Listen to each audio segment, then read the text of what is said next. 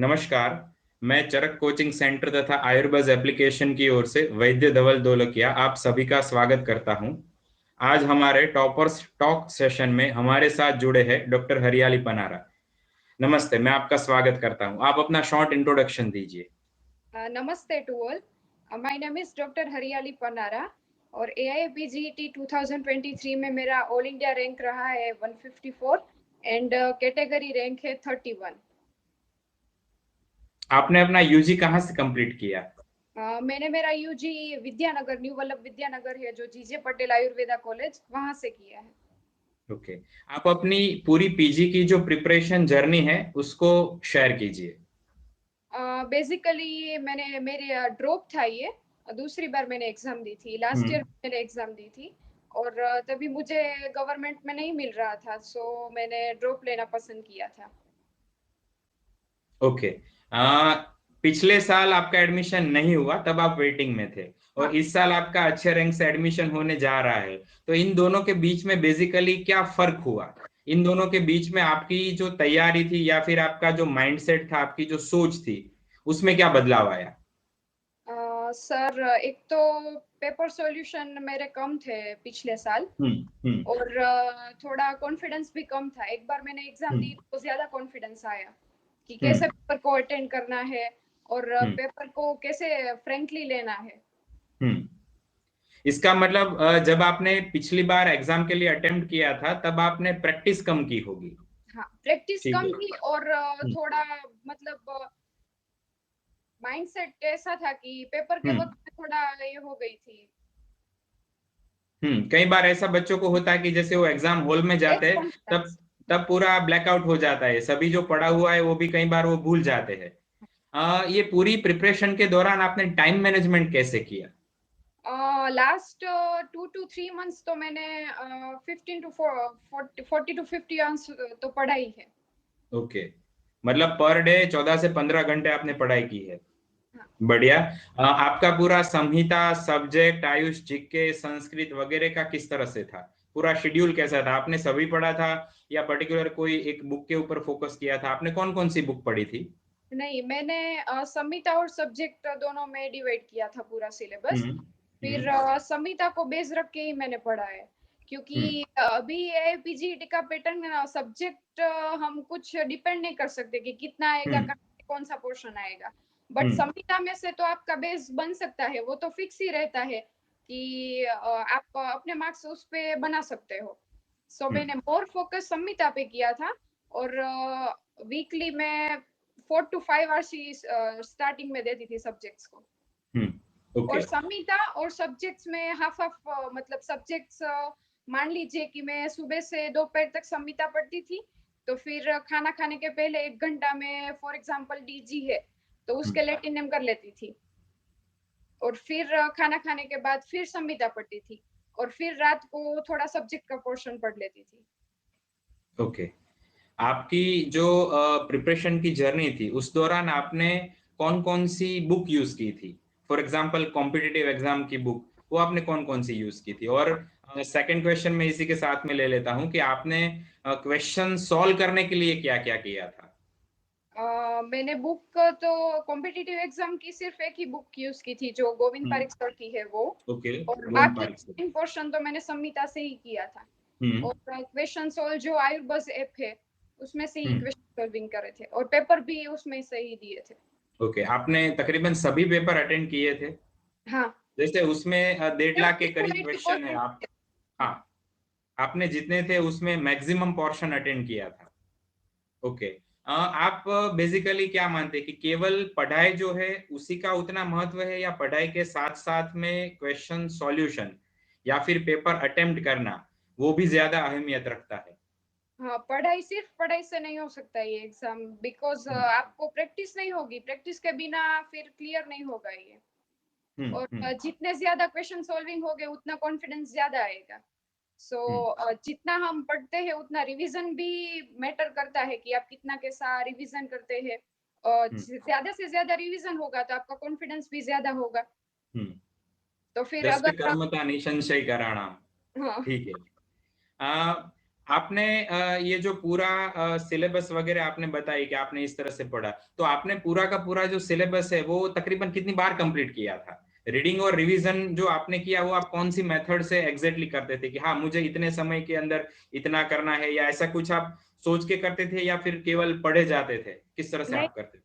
नहीं, पर्टिकुलरली अगर रीडिंग और रिवीजन की बात करूं तो रिवीजन और क्वेश्चन सॉल्विंग ये दो मैं अलग अलग नहीं रखती थी, वो दोनों हम्म, को साथ में ही ले लेती थी। मतलब जो क्वेश्चन सॉल्विंग है वो मेरे रिवीजन में ही आ जाता था। हम्म, और पर्टिकुलरली क्या होता है कि हम जब भी मान लीजिए कि निदान स्थान पढ़ रहे हैं, हम्म, तो आज मैंने निदान स्थान पढ़ा तो उसके क्वेश्चन सोल्व करूंगी तो वो तो आएगा ही आएगा। हम्म, बट नेक्स्ट टाइम मैं क्या करती थी कि डायरेक्टली निदान स्थान पढ़ के क्वेश्चन सोल्व नहीं करती थी, बट हम्म, पहले टेस्ट देती थी और फिर मैं चेक करती थी कि हाँ मुझे कौन सा याद नहीं आया, और फिर मैं हम्म, निदान स्थान का रिवीजन करती थी। मतलब वाइस वर्सा करती थी, पहले स्थान हम्म। पढ़ना फिर रिवीजन करना, और दूसरी बार डायरेक्टली रिवीजन करना, क्वेश्चन सॉल्विंग करना और फिर स्थान पढ़ना। बढ़िया, क्योंकि मतलब आपने एग्जाम, रिट्रोस्पेक्टिव भी आप गए थे। हाँ क्योंकि एग्जाम हम्म, में तो मतलब सब कुछ साथ में होता है, तो हम हम्म, सब कुछ अगले दिनों में रिवाइज नहीं कर सकते ना। हम्म, तो मैंने बहुत सारे स्थान ऐसे थे कि मैंने ऐसे सोल्व कर लिया था, तो उसमें तो मेरा अगले दिन शायद नहीं भी हुआ, फिर भी हम्म। मुझे कॉन्फिडेंस था कि इसमें तो आ जाएगा। ओके। कई बार बच्चों को ये चीज महसूस होती है कि जैसे इंटर्नशिप चल रही है और उसके साथ में पीजी की तैयारी है, या फिर कोई बच्चे जॉब वगैरह कर रहे हैं साथ में पीजी की तैयारी कर रहे हैं, तो उसके लिए एक प्रॉपर टाइम मैनेजमेंट जो है उसका कैसा महत्व रहता है और आपने वो कैसे किया था? टाइम मैनेजमेंट तो जरूरी है बहुत, और टाइम के अलावा एक और चीज बहुत ज्यादा जरूरी है कि आपको किस पे कितना ध्यान देना है। क्योंकि हम्म, आपकी जॉब चल रही है या तो फिर आपका इंटर्नशिप चल रहा है, तो हम्म, आप सब चीजें बहुत अच्छी तरीके से भी नहीं कर सकते। हम्म, मतलब आपको ध्यान रखना पड़ेगा कि कौन सा आईएमपी है तो उसमें मैं ज्यादा रिवाइज करूं, और सिंगल श्योर में मैं कितना कर सकती हूँ, मेरे मैक्सिमम कितने बढ़ा सकती हूँ। हम्म, फॉर एग्जाम्पल अग्रे है तो मैं ऐसे टॉपिक्स तो मैं मतलब नहीं रख सकती, वो तो मुझे हम्म, करना ही पड़ेगा। हम्म। मतलब जो फिक्स टॉपिक है उसमें से हाँ, एक भी गलत ना हो उस तरह से वो तैयारी करनी है। बिकॉज हम्म, इंटर्नशिप वगैरह कुछ चल रहा है तो हम सब्जेक्ट्स पे मान लीजिए कि रस शास्त्र है तो उन पे इतना फोकस नहीं कर सकते। हम्म, उसके जो आईएमपी टॉपिक्स है वही हम कर सकते हैं, बाकी डिटेल में हम नहीं कर सकते। हम्म। मेरा अगला प्रश्न इसी के साथ जुड़ा हुआ है। द्रव्य गुण और रसशास्त्र ये बच्चों के लिए सबसे ज्यादा दिक्कत वाले सब्जेक्ट रहते हैं, या फिर बच्चे ज्यादातर इसमें डरते हैं? उतना वैसे डरने वाली बात नहीं है, लेकिन फिर भी वो एक फेक तरीके का उनके माइंड में डर रहता है। नेचुरली वो बच्चे उससे ज्यादा घबराते हैं। आपको द्रव्य गुण या रसशास्त्र के प्रति ऐसा कुछ था? तो आप, अगर था तो आपने उसको ओवरकम कैसे किया और आपने उसकी पढ़ाई कैसे की? पिछले पिछले साल था बट इस साल नहीं था, क्योंकि हम्म, मुझे पता था पिछले साल के एक्सपीरियंस से कि डीजी ऐसा सब्जेक्ट है जो हम्म, लास्ट लास्ट में नहीं होता। हम्म, लास्ट 2 to 3 मंथ से फिर भी नहीं होता आपसे। हम्म, शायद ही रसशास्त्र ऐसा सब्जेक्ट है कि लास्ट 2 to 3 मंथ्स में आप 50% या 70% हम्म, कवर करना चाहते हो तो वो हो हम्म, जाएगा। बट द्रव्य गुण के लेटिनम्स वगैरह तो आपको शुरू से ही करने होते हैं। हम्म, सो इस साल मैंने क्या सोचा था कि मैं डीजी के जो लेटिनम वगैरह है वो स्टार्टिंग से ही कर दूं, और हम्म, जो मेरी पहली एग्जाम थी वहां पे नॉन डिटेल ड्रग्स आए थे। हम्म। सो इस बार मैंने नॉन डिटेल्स और डिटेल्स और सब लेटिनम फैमिली वगैरह सब कुछ कर दिया था। इस बार आपने सब कुछ किया था। हाँ, ओके। मतलब डीजी में आप लेटिनम फैमिली वगैरह कुछ कर सकते हो और आईएमपी सिनोनिम्स कर सकते हैं। हम्म। ओके।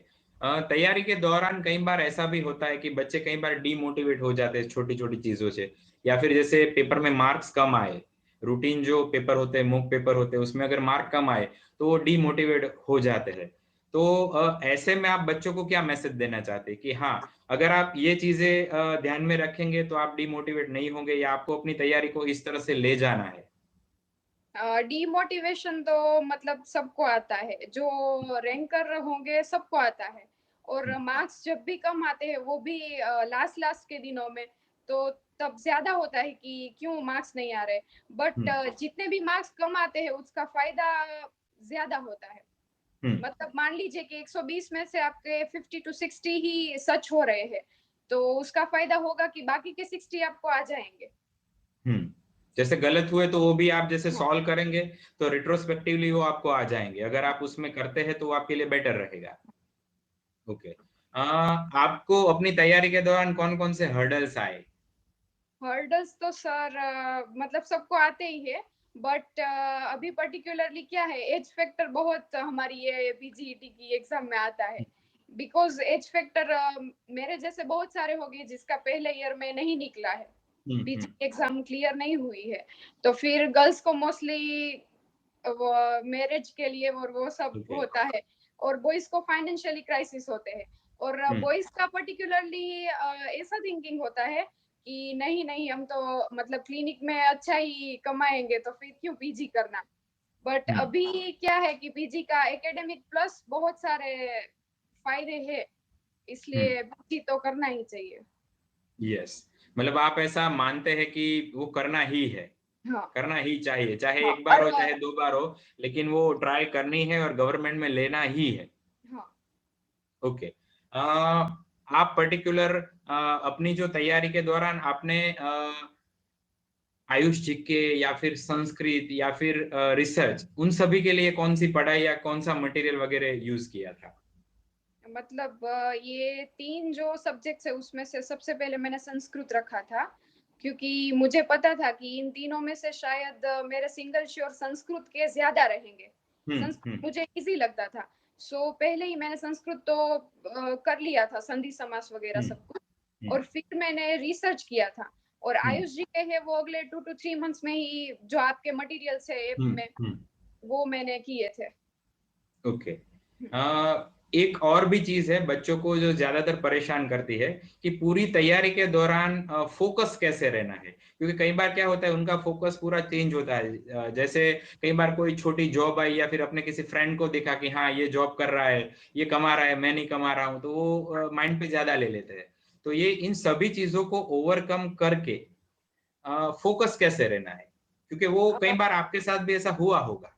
हाँ हाँ। पहले तो आपको सोशल मीडिया पे मतलब पढ़ाई के अलावा कुछ ध्यान ही नहीं देना है, इंस्टा और सब कुछ अनइंस्टॉल कर देना है, क्योंकि वहां से हम जब भी स्टोरीज देखते हैं, और इंटर्नशिप मतलब कॉलेज लाइफ का लास्ट ईयर होता है, तो सब कुछ बस मजे कर रहे होते हैं, तो स्टूडेंट्स का मतलब फोकस इतना नहीं रहता।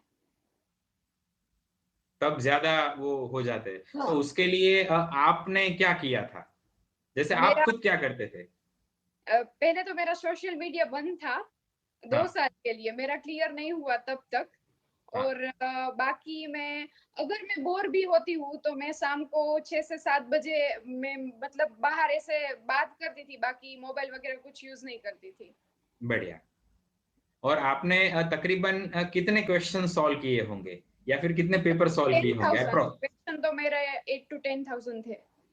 ओके। आखिर में भी आपने सभी सीरीज के सभी क्वेश्चन सॉल्व कर दिए थे, हाँ मैंने ए बीजीटी वगैरह?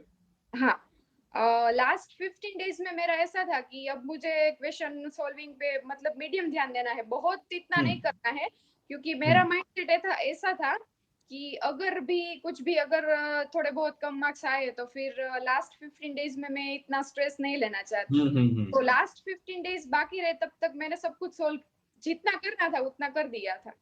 बढ़िया, मतलब आपने पहले से वो प्रिपरेशन रखी थी कि इतना करना है, इस ऐसे आगे जाना है। हाँ बढ़िया। बहुत बहुत धन्यवाद मेरे साथ जुड़ने के लिए। मैं आपका यहाँ पे आभार व्यक्त करता हूँ। थैंक यू डॉक्टर हरियाली, थैंक यू। Thank you.